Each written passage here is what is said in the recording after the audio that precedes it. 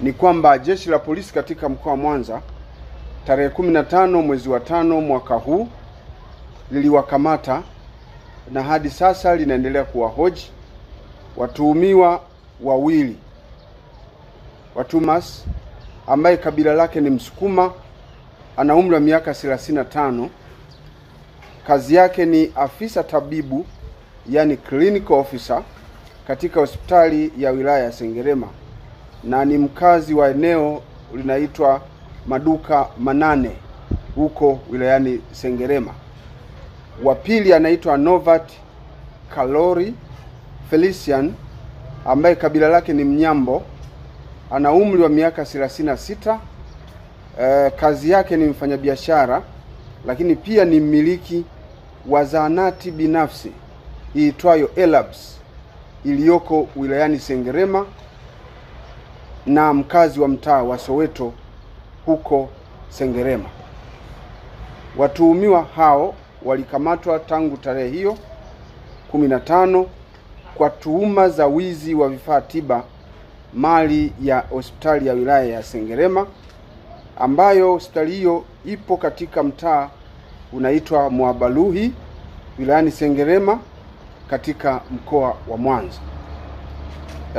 Tarehe 4 mwezi wa 4 mwaka huu ilibainika kuwa vifaa ambavyo ni vifaa tiba vya hospitali hiyo vilikuwa vimeibiwa katika hospitali hiyo, na mara tu baada ya kubainika huko kwamba vifaa hivyo vimeibiwa, wahusika, nikiwa na maana ya viongozi wa hospitali hiyo, waliweza kutoa taarifa kwa jeshi la polisi. Kwa hiyo jeshi la polisi tangu tarehe 4 mwezi wa 4 lilipokea hizo taarifa na uchunguzi ulianza kufanyika.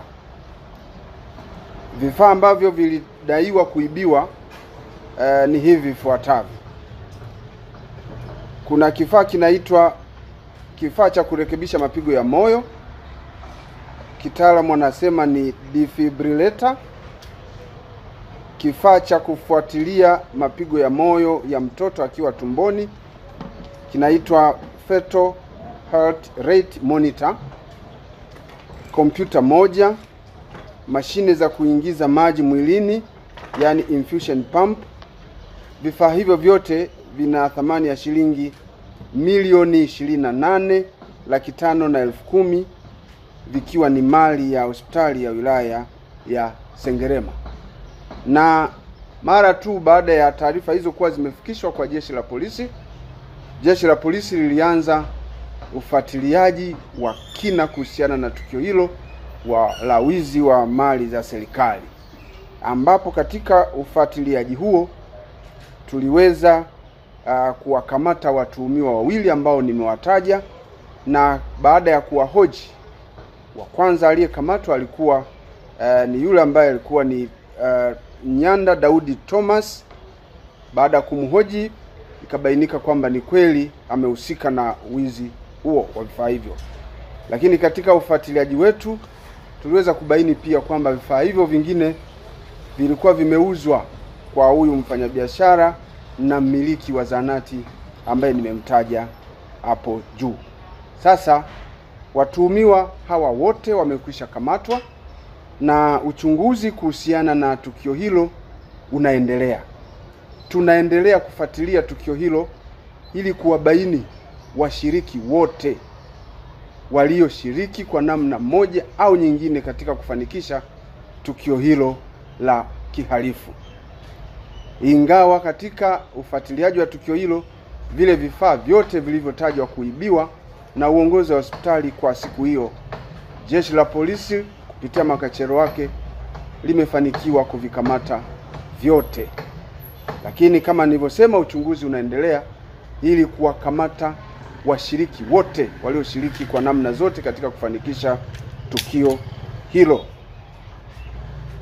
Kupitia tukio hili, uchunguzi kama nilivyosema unaendelea, na watuhumiwa tutakapokuwa tumekamilisha uchunguzi wetu watafikishwa katika mahakama ili waweze kujibu shtaka lao hilo.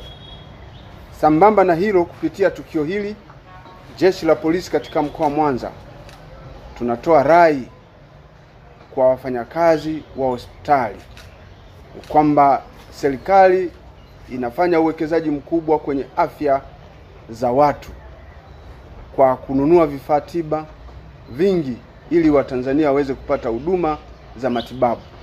Hivyo tunawataka watumishi wa serikali katika hospitali hizo kuwa wazalendo, lakini kufanya kazi wakiwa wanazingatia maadili ya kazi zao na kutojihusisha kabisa na vitendo vya wizi, kwa sababu kufanya hivyo ni kurudisha nyuma jitihada kubwa za serikali ambayo imeamua kuwekeza katika swala zima la afya za watu kupitia kununua vifaa tiba na madawa.